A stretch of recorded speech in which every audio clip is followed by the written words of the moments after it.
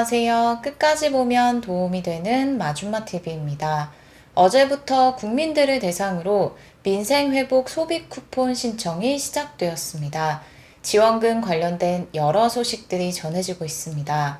선불카드, 신용체크카드, 지역사랑 상품권 등 어떤 지급 방식을 선택해야 본인과 가족에게 더 유리한지에 대한 부분 등 신청을 앞두고 많은 사람들이 미리 알고 있으면 도움이 될 수 있는 여러 내용이 발표되고 있는데요.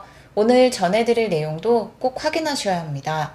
어떤 소식인지 궁금하신 분들은 오늘 영상을 통해서 꼭 확인해 보시길 바랍니다.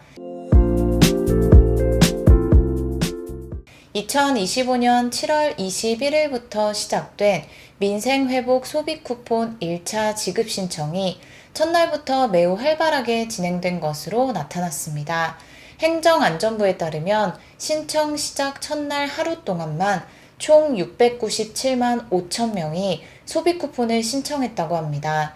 이는 전체 지급 대상자 중 13.8%에 달하는 규모로 정부가 2021년 실시한 5차 국민지원금 당시 첫날 신청자보다 40% 이상 많은 수치입니다. 신청 첫날 소비쿠폰으로 지급된 금액은 1조 2,722억 원에 이르렀습니다. 지역별로는 세종시의 신청률이 14.81%로 가장 높았고 서울, 경기도, 부산 등 순이었으며 전라남도가 가장 낮은 신청률을 보였습니다. 지급 방식별로는 국민들의 카드 선호도가 두드러졌습니다. 신용 체크카드를 통한 신청이 무려 534만 5천 명으로 전체의 약 77%를 차지하며 가장 인기가 많았습니다. 그 다음은 모바일, 카드형, 지역사랑 상품권, 선불카드, 지류형, 지역사랑 상품권 순이었습니다. 신청은 온라인과 오프라인을 통해 동시에 진행됐는데 온라인 신청이 오프라인에 비해 월등히 많은 것으로 집계되었습니다. 첫 주에는 출생연도 끝자리에 따라 신청 요일이 달랐고 일주일 뒤부터는 제한 없이 누구나 신청할 수 있게 됩니다. 지급된 쿠폰은 각자의 주소지, 예를 들어 서울특별시, 도 단위의 경우 시군 내에서만 사용할 수 있으며 대형마트 등 일부 업종에서는 사용이 제한됩니다. 이처럼 민생회복 소비쿠폰 1차 지급은 신청과 동시에 많은 국민들의 관심과 참여를 이끌고 있는데요. 민생회복 소비쿠폰을 신청할 때는 보이스피싱 사기 피해를 특히 조심해야 합니다.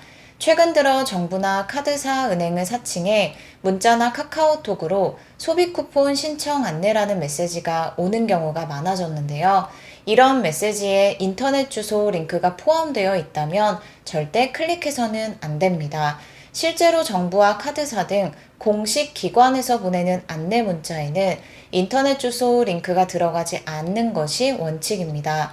만약 여기서 바로 신청하세요 라는 식으로 링크를 보내오거나 앱 설치를 유도한다면 고의적으로 개인정보나 금융정보를 빼내려는 보이스피싱이나 스미싱일 확률이 높습니다.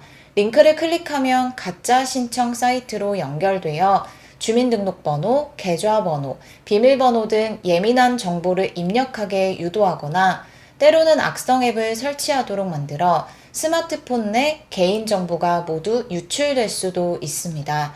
최근에는 AI 보이스피싱처럼 가족이나 지인의 목소리를 흉내내서 전화로 돈을 요구하는 사례도 늘고 있으니 각별한 주의가 필요합니다.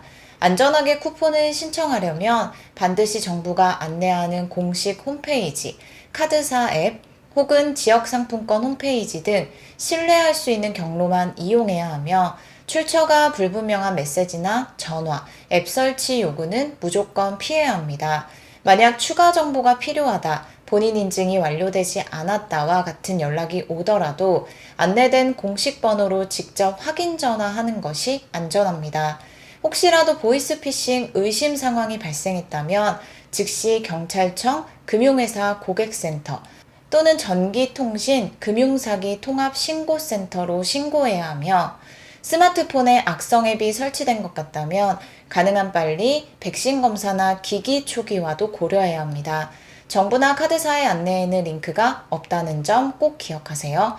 이렇게 7월 21일부터 신청을 시작하고 11월 30일까지 사용해야 하는 정부의 민생회복 소비 쿠폰을 받았다면 다음 내용을 꼭 알고 계셔야 합니다. 지원금을 받았다면 7월부터 이 돈을 낼 수 있기 때문인데요. 돈을 받았는데 무슨 돈을 내야 한다는 거지? 라고 생각하실 수 있는데요. 자칫하면 대상이 될 수 있기 때문에 다음 내용을 주의 깊게 꼭 확인하시길 바랍니다.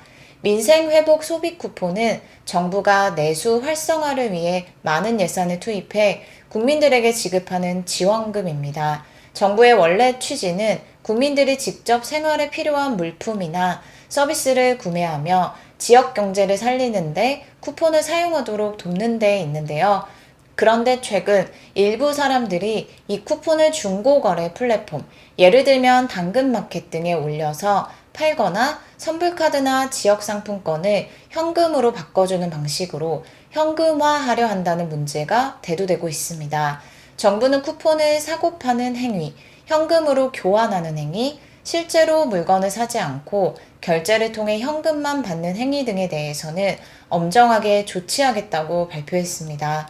만약 이런 사실이 적발되면 지급받았던 소비 쿠폰 금액 전체 또는 일부를 반드시 다시 돌려줘야 할 뿐만 아니라 최대 5배까지 벌금을 물 수 있고 앞으로 다른 정부 지원 사업에서 제외될 수도 있습니다. 더 심각한 경우에는 관련 법령에 따라 3년 이하 징역이나 2천만 원 이하 벌금이 부과될 수도 있습니다.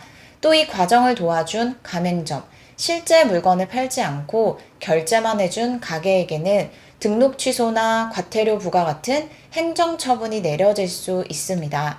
실제로 정부는 당근마켓, 중고나라, 번개장터 같은 주요 중고거래 앱에서 민생 소비 쿠폰, 민생 지원금 같은 검색어로 올라온 거래글을 실시간 차단, 삭제 조치하고 있습니다.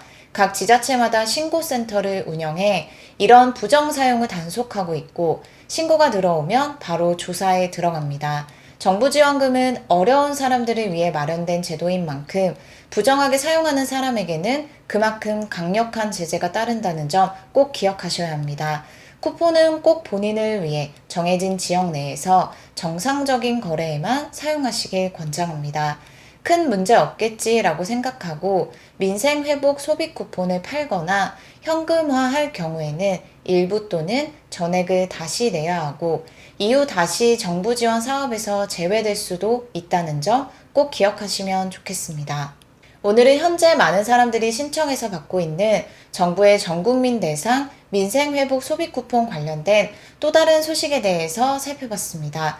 꼭 잘 알아두시길 바랍니다. 오늘도 끝까지 봐주셔서 정말 감사합니다. 구독과 좋아요, 알림 설정 꼭 부탁드립니다. 감사합니다.